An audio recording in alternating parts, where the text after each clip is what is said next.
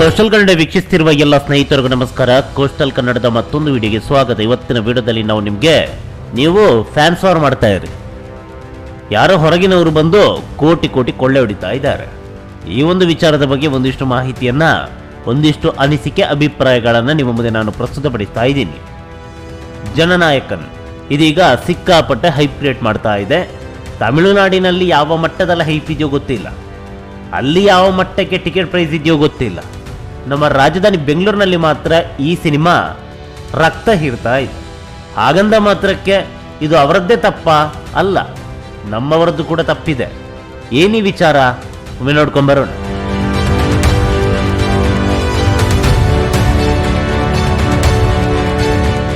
ಜನನಾಯಕನ್ ಇದೇ 9ನೇ ತಾರೀಕು ಶುಕ್ರವಾರದಂದು ಪ್ರಪಂಚಾದ್ಯಂತ ಏಕಕಾಲಕ್ಕೆ ತೆರೆಗಪ್ಪಳಿಸಲಿದೆ. ನಟ ವಿಜಯ್ ಅಭಿನಯದ ಸಿನಿಮಾ, ತಮಿಳು ಸಿನಿಮಾ ಇದು. ರಾಜಧಾನಿ ಬೆಂಗಳೂರಿನಲ್ಲಿ ಬೆಳಗ್ಗೆ 6 ಗಂಟೆಯಿಂದಲೇ ಫ್ಯಾನ್ ಶೋ ಆರಂಭವಾಗುತ್ತೆ. ಹೀಗಿರಬೇಕಾದ್ರೆ ಈ ಸಿನಿಮಾಗೆ ರಾಜಧಾನಿಯಲ್ಲಿ ಭರ್ಜರಿಯಾದಂಥ ಪ್ರತಿಕ್ರಿಯೆ ವ್ಯಕ್ತವಾಗಿದೆ. ಯಾವ ಮಟ್ಟಕ್ಕೆ ಅಂತ ಕೇಳಿದ್ರೆ, ಸಾಮಾನ್ಯ ಲೋಕಲ್ ಚಿತ್ರಮಂದಿರದಲ್ಲೂ ಬೆಳಗ್ಗೆ 6 ಗಂಟೆಗೆ ಫ್ಯಾನ್ ಶೋ ಇದೆ. ಈ ಫ್ಯಾನ್ ಶೋಗೆ ಬರೋಬ್ಬರಿ 1,000 ರೂಪಾಯಿ ಟಿಕೆಟು. 1,000 ಟಿಕೆಟು. ಸಿಂಗಲ್ ಸ್ಕ್ರೀನ್ ಚಿತ್ರಮಂದಿರಗಳಲ್ಲಿ 1,000 ಟಿಕೆಟ್ ಆದರೆ, ಮಲ್ಟಿ ಸ್ಕ್ರೀನ್ ಚಿತ್ರಮಂದಿರಗಳಲ್ಲಿ 1000ಕ್ಕೂ ಹೆಚ್ಚಿನ ಟಿಕೆಟ್. ಬೆಳಗ್ಗೆ 6 ಗಂಟೆಗೆ ಈ ಸಿನಿಮಾವನ್ನು ನೀವು ಮೊದಲ ಶೋನಲ್ಲಿ ವೀಕ್ಷಿಸಬೇಕಂತಾದ್ರೆ 1,000 ರೂಪಾಯಿ ನಿಮ್ಮಲ್ಲಿ ಇರಲೇಬೇಕು. ಮಿನಿಮಮ್ 1,000. ನೋಡಿ, ವೀರ ಚಿತ್ರಮಂದಿರ ಬಾಲ್ಕನ್ 1,000, ಫಸ್ಟ್ ಕ್ಲಾಸ್ 800, ಗೋಪಾಲನ್ 1,000 ಗೋಲ್ಡ್ಗೆ, ಗೋಪಾಲನ್ 1,000, 1,200, 1,200, ನವರಂಗ 1,800, ವೈಭವ್ ಸಂಜಯನಗರ 1,800. ನೋಡಿ, ರೆಗ್ಯುಲರ್ ಪ್ರದರ್ಶನಕ್ಕೂ ಕೂಡ 400 ರೂಪಾಯಿ ಇದೆ. ಮೊನ್ನೆ ನಮ್ಮ 2 ಕನ್ನಡ ಸಿನಿಮಾಗಳು ರಿಲೀಸ್ ಆಯಿತು. ಡೆವಿಲ್ ಹಾಗೆ ಮಾರ್ಕ್ ಸಿನಿಮಾ ಫ್ಯಾನ್ ಶೋ ಇತ್ತು. 45ಗೆ ಫ್ಯಾನ್ ಶೋ ಇರಲಿಲ್ಲ, ಬದಲಾಗಿ ಪ್ರೀಮಿಯರ್ ಇದ್ದಿತ್ತು. ಇರಲಿ, ಪ್ರೀಮಿಯರ್ ಅಂತೇಳಿ ಇಟ್ಕೊಳ್ಳೋಣ. ಪ್ರೀಮಿಯರ್ಗೆ ಇದ್ದಂಥ ಟಿಕೆಟ್ ಪ್ರೈಸ್ ಎಷ್ಟು? 400 ರೂಪಾಯಿ ಮ್ಯಾಕ್ಸಿಮಮ್. ಇಲ್ಲಿ ಈ ಕಡೆ ಮ್ಯಾಕ್ಸ್ ಸಿನಿಮಾ ಹಾಗೆ ಡೆವಿಲ್ ಸಿನಿಮಾಗೆ ಇದ್ದಂತಹ ಟಿಕೆಟ್ ದರ ಎಷ್ಟು? ಬೆಳಿಗ್ಗೆ 6 ಗಂಟೆ ಪ್ರದರ್ಶನಕ್ಕೆ 400 ರೂಪಾಯಿ. ಆದರೆ ಇಲ್ಲಿ ಪರಭಾಷಾ ಸಿನಿಮಾಗೆ 1,000 ರೂಪಾಯಿ ಟಿಕೆಟ್. ಕಾರಣ ಏನು? ಇಷ್ಟೆಲ್ಲ ಚಿತ್ರಮಂದಿರಗಳು ಸಿಗ್ತಲ್ಲ, ಕಾರಣ ಯಾರು? ನೋಡಿ, ಇಲ್ಲಿ ಸ್ವಾಗತ ಚಿತ್ರಮಂದಿರ, ಸ್ವಾಗತ ಶಂಕರ್ನಾಗ್ 1,500, 1,000, 750, 750, 1,500 ಟಿಕೆಟು. ಅದು ಸೋಲ್ಡ್ ಔಟ್ ಆಗಿದೆ. ಬೆಳಗ್ಗೆ ಇದು ರೆಗ್ಯುಲರ್ ಶೋ 9:35ಕ್ಕೆ 800 ರೂಪಾಯಿ ಟಿಕೆಟು. ಇದಕ್ಕೆ ಕಾರಣ ಬೇರೆ ಯಾರು ಅಲ್ಲ, ನಾವುಗಳೇ. ಫ್ಯಾನ್ ವಾರ್, ಸ್ಟಾರ್ ವಾರ್, ಹೆಸರು ಏನೆಲ್ಲ ಕೊಟ್ಟಿದ್ರಲ್ಲ, ಎಲ್ಲ ವಾರ್ಗಳೇ. ಡೆವಿಲ್ ಸಿನಿಮಾ ಬಂತು, ಎಷ್ಟು ಮಂದಿ ಸಿನಿಮಾವನ್ನು ವೀಕ್ಷಣೆ ಮಾಡಿದ್ರು? ಸಿನಿಮಾವನ್ನು ವೀಕ್ಷಣೆ ಮಾಡದೆ ಸಿನಿಮಾ ಹಂಗಿದೆ ಹಿಂಗಿದೆ ಅಂತೇಳಿ ಊರೂರು ಹೇಳ್ಕೊಂಡು ಬಂದ್ರಲ್ಲ, ಕೆಟ್ಟದಾಗಿದೆ ಸಿನಿಮಾ ಅಂತ, ವರ್ಸ್ಟ್ ಆಗಿದೆ, ಹಂಗಿದೆ ಹಿಂಗಿದೆ, ನೋಡೋದಕ್ಕಾಗಲ್ಲ. ಹೋಗ್ಲಿ, ನೀವಿದನ್ನು ನೋಡಿ ಹೇಳಿದ್ರು ಅಥವಾ ನೋಡದೆ ಹೇಳಿದ್ರು? ಮೊನ್ನೆ ಮಾರ್ಕ್ ಸಿನಿಮಾ ಬಂತು, ಅದಕ್ಕೆ ಯಾವ ರೀತಿಯಾಗಿ ಕಾಮೆಂಟ್ ಮಾಡಿದ್ರಿ? ಸಿನಿಮಾ ಅತ್ಯದ್ಭುತವಾಗಿದ್ರು ಕೂಡ ಎಷ್ಟೆಲ್ಲ ಕೆಟ್ಟದಾಗಿ ಕಾಮೆಂಟ್ ಮಾಡಿದ್ರಿ. ಇನ್ನು ಈ ಎರಡರ ಕತೆ ಇಷ್ಟೇ. ಸಿನಿಮಾ ಪ್ರಮೋಷನ್ ಮಾಡಲ್ಲ, ಬದಲಾಗಿ ಪೈರಸಿಯನ್ನು ಪ್ರಮೋಷನ್ ಮಾಡಿದ್ರು. ಪೈರಸಿ ಬಂದಿದೆ. ಅದು ಯಾವನೊಬ್ಬ ಪುಣ್ಯಾತ್ಮ ಬಸ್ನಲ್ಲೇ ಪೈರಸಿಯನ್ನ ಟಿವಿಯಲ್ಲಿ ಶೋ ಮಾಡಿದ್ದ, ಹೆಡೆಮುರಿ ಕಟ್ಟಿದ್ರು. ಆ ಬಳಿಕ ಇಂಥ ಅಲ್ಕಬುದ್ಧಿ ಯಾಕೆ? ಇದರಿಂದಲೇ ಈ ಪರಭಾಷಾ ಸಿನಿಮಾಗಳು ನಮ್ಮ ರಾಜಧಾನಿಯನ್ನ ಆಳ್ತಾ ಇರೋದು. ನಮ್ಮ ನಾಡು, ನಮ್ಮ ಮಣ್ಣಿನಲ್ಲಿ ನಮ್ಮ ಸಿನಿಮಾಗಳಿಗೆ 400 ರೂಪಾಯಿ, ಅವರ ಸಿನಿಮಾಗಳಿಗೆ ಮಿನಿಮಮ್ 1,000 ರೂಪಾಯಿ, 2.5 ಪಟ್ಟು ಹೆಚ್ಚು. ಒಂದೊಂದ್ಸಲ ಅನ್ಸುತ್ತೆ, ರಾಜಧಾನಿ ಬೆಂಗಳೂರನ್ನ ನಾವು ಬೇರೆಯವ್ರಿಗೆ ಬಿಟ್ಟುಕೊಟ್ಟಿದ್ದೀವ ಅಂತ. ಇಂತಹ ಇದಕ್ಕೆ ಏನನ್ಬೇಕು ದೇವರಿಗೆ ಗೊತ್ತು. ನಾವೇನೋ ಪರಭಾಷಾ ಸಿನಿಮಾಗಳನ್ನ ನೋಡಬೇಡಿ ಅಂತ ಹೇಳ್ತಾ ಇಲ್ಲ, ಅದು ನಿಮ್ಮ ಆಯ್ಕೆ. ನಿಮ್ಗೆ ಇಷ್ಟ ಇದ್ರೆ ನೋಡಿ, ಇಲ್ಲಂದ್ರೆ ಬಿಡಿ, ನಿಮ್ಗೆ ಬಿಟ್ಟಿರೋದು. ನಾವಿಲ್ಲಿ ಹೇಳ್ತಾ ಇರೋದು, ನಮ್ಮ ಕನ್ನಡ ಸಿನಿಮಾಗಳು ಬಂದಾಗ ಯಾಕೆ ನೋಡ್ತಾ ಇಲ್ಲ? ಅದಕ್ಕಿಂತಲೂ ಹೆಚ್ಚಾಗಿ ನಮ್ಮ ಕನ್ನಡ ಸಿನಿಮಾಗಳ ಬಗ್ಗೆ ತಾತ್ಸಾರ ಯಾಕೆ? ಇದಕ್ಕೆ ಮತ್ತೊಂದು ಹೊಣೆ ಬೇರೆ ಯಾರು ಅಲ್ಲ, ಅವರವರ ಅಭಿಮಾನಿಗಳೇ, ಫ್ಯಾನ್ ವಾರೇ. ಒಂದು ವೇಳೆ 2 ಸಿನಿಮಾಗಳನ್ನು ಸರಿಯಾಗಿ ನಾವು ಪ್ರಮೋಟ್ ಮಾಡಿ, ಅಪಪ್ರಚಾರ ಮಾಡದೆ, ಪೈರಸಿಯನ್ನ ಪ್ರಮೋಟ್ ಮಾಡದೆ, ಸರಿಯಾಗಿ ಚಿತ್ರಮಂದಿರಕ್ಕೆ ಹೋಗಿ ಸಿನಿಮಾವನ್ನು ವೀಕ್ಷಣೆ ಮಾಡ್ತಾ ಇದ್ರೆ, ಇವಾಗ ಈ ಸಿನಿಮಾ ನಮ್ಮ ಕರ್ನಾಟಕಕ್ಕೆ ಬರ್ತಾ ಇತ್ತ, ಈ ಮಟ್ಟದಲ್ಲಿ ಅಬ್ಬರಿಸ್ತಾ ಇತ್ತ, ಕರ್ನಾಟಕಕ್ಕೆ ಬರ್ತಾ ಇತ್ತು, ರಿಲೀಸ್ ಆಗ್ತಾ ಇತ್ತು. ಆದರೆ ಈ ಮಟ್ಟದಲ್ಲಿ ಅಬ್ಬರ ಎಲ್ಲ ಸಿಂಗಲ್ ಸ್ಕ್ರೀನ್ ಚಿತ್ರಮಂದಿರಗಳು ಈ ಸಿನಿಮಾವನ್ನು ಪ್ರದರ್ಶನ ಮಾಡುವಂತ ಆಗ್ತಿತ್ತ? ಆಗ್ತಿರ್ಲಿಲ್ಲ. ಕಾರಣ ನಮ್ಮ ಚಿತ್ರಮಂದಿರದಲ್ಲಿ ನಮ್ಮ ಸಿನಿಮಾಗಳು ಅಬ್ಬರಿಸ್ತಾ ಇತ್ತು. ಹೀಗಾಗಿ ಅವರ ಸಿನಿಮಾಗಳಿಗೆ ಅವಕಾಶನೇ ಆಗ್ತಾ ಇರಲಿಲ್ಲ. ಅವಕಾಶ ಮಾಡಿಕೊಟ್ಟಿದ್ಯಾರು? ನಾವುಗಳೇ ಅಲ್ವಾ. ನಮ್ಮ ಮನೆಯಲ್ಲಿ ನಾವಿಬ್ರು ಹೊಡೆದಾಡ್ತಾ ಇದ್ದೀವಿ, ಇನ್ನೊಬ್ಬ ಯಾವನೋ ಬಂದು ಸೈಲೆಂಟಾಗಿ ಕೋಟಿ ಕೋಟಿ ಎತ್ಕೊಂಡು ಹೋಗ್ತಾ ಇದ್ದಾನೆ. ಮತ್ತೆ ನಾವುಗಳೇ ಹೇಳೋದು, ಡೆವಿಲ್ ಏನ್ ಕಲೆಕ್ಷನ್ ಮಾಡಿಲ್ಲ, ಮಾರ್ಕ್ ಏನ್ ಕಲೆಕ್ಷನ್ ಮಾಡಿಲ್ಲ, ನೋಡಲಿ ಜನನಾಯಕನ್ ನೋಡು ಅದು ಹಂಗೆ ಕಲೆಕ್ಷನ್ ಮಾಡಿದೆ. ಕಾರಣ ಯಾರು? ನಾವೇ ತಾನೆ. ನಮ್ಮ ರಾಜಧಾನಿ ಬೆಂಗಳೂರಿನ ಒಂದೊಂದು ಚಿತ್ರಮಂದಿರಗಳು ಕೇವಲ ಒಂದೇ ಒಂದು ಫ್ಯಾನ್ ಶೋ ಅಲ್ಲಿ ಈ ಸಿನಿಮಾಗೆ ಕೊಡ್ತಾ ಇರುವಂತ ಮೊತ್ತ ಎಷ್ಟು ಗೊತ್ತಾ? ಬರೋಬ್ಬರಿ 8 ಲಕ್ಷ. ಕೇವಲ ಒಂದೇ ಒಂದು ಪ್ರದರ್ಶನದಲ್ಲಿ ಮಿನಿಮಮ್ 8 ಲಕ್ಷ ರೂಪಾಯಿ ಒಂದೊಂದು ಚಿತ್ರಮಂದಿರಗಳು ಕಲೆಕ್ಟ್ ಮಾಡ್ತಾ ಇದಂತಾದ್ರೆ ಒಮ್ಮೆ ಊಹಿಸಿಕೊಳ್ಳಿ, ಕರ್ನಾಟಕದಲ್ಲಿ ಫ್ಯಾನ್ ಶೋ ಇಂದ ಆಗುವಂತ ಕಲೆಕ್ಷನ್ ಎಷ್ಟು ಅಂತ. ಫ್ಯಾನ್ ಶೋಗೆ ನಮ್ಮ ಕರ್ನಾಟಕದಲ್ಲಿ ಆಗುವಂತ ಕಲೆಕ್ಷನ್ ಎಷ್ಟು, ಹಾಗೆ ಮೊದಲ ದಿನ ಎಷ್ಟು ಕೋಟಿಯನ್ನ ನಮ್ಮ ಕರ್ನಾಟಕದಲ್ಲಿ ಈ ಸಿನಿಮಾ ಬಾಚ್ಬೋದು, ಅದರಲ್ಲೂ ರಾಜಧಾನಿ ಬೆಂಗಳೂರಿನಲ್ಲಿ ಅಂತ.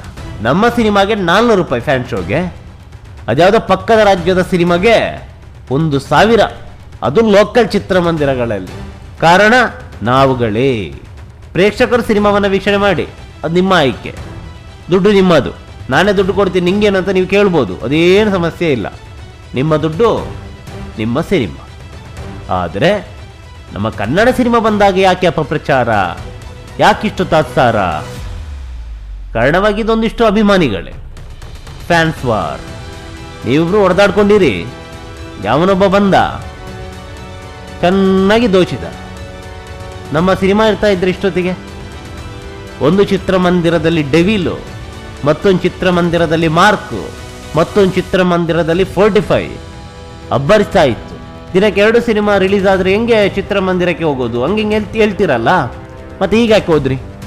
ಅಂದ್ರೆ ಇಲ್ಲಿ ಒಟ್ಟಿಗೆ ರಿಲೀಸ್ ಆಗೋದು ಪ್ರಾಬ್ಲಮ್ ಅಲ್ಲ, ಮನಸ್ಥಿತಿಗಳೇ ಪ್ರಾಬ್ಲಮ್. ಆ ರೀತಿಯಾಗಿರ್ತಾ ಇದ್ರೆ ಯಾಕೆ ಜನನಾಯಕನ ಈ ಮಟ್ಟಕ್ಕೆ ಹೌಸ್ಫುಲ್ ಆಗ್ತಾ ಇತ್ತು? ಯಾಕೆ ಈ ಮಟ್ಟಕ್ಕೆ ಟಿಕೆಟ್ ಇದ್ರೂ ಪ್ರೇಕ್ಷಕರು ಚಿತ್ರಮಂದಿರಕ್ಕೆ ನುಗ್ತಾ ಇದ್ರು? ಇಲ್ಲೇ ಗೊತ್ತಾಗುತ್ತೆ, ಇದು ಮನಸ್ಥಿತಿ ಅಷ್ಟೇ.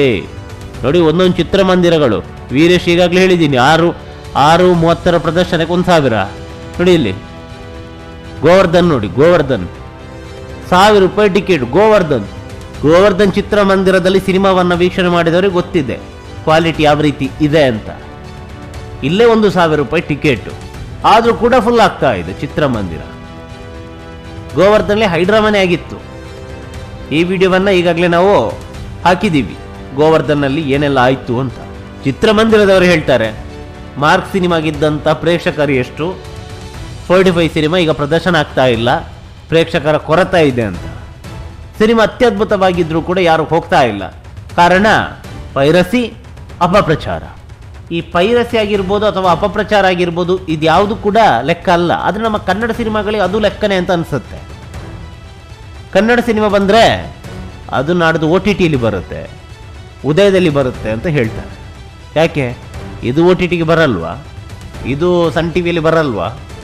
ಇದು ಪೈರಸಿ ಆಗಲ್ವಾ? ಕನ್ನಡ ಸಿನಿಮಾಗಳಿಗಿಂತ ಮುಂಚೆ ಇದೇನೆ ಪೈರಸಿ ಮಾಡ್ತಾರಲ್ಲ. ಆದರೂ ಕೂಡ ಪ್ರೇಕ್ಷಕರು ಈ ಸಿನಿಮಾಗಳಿಗೆ ನುಗ್ತಾರೆ.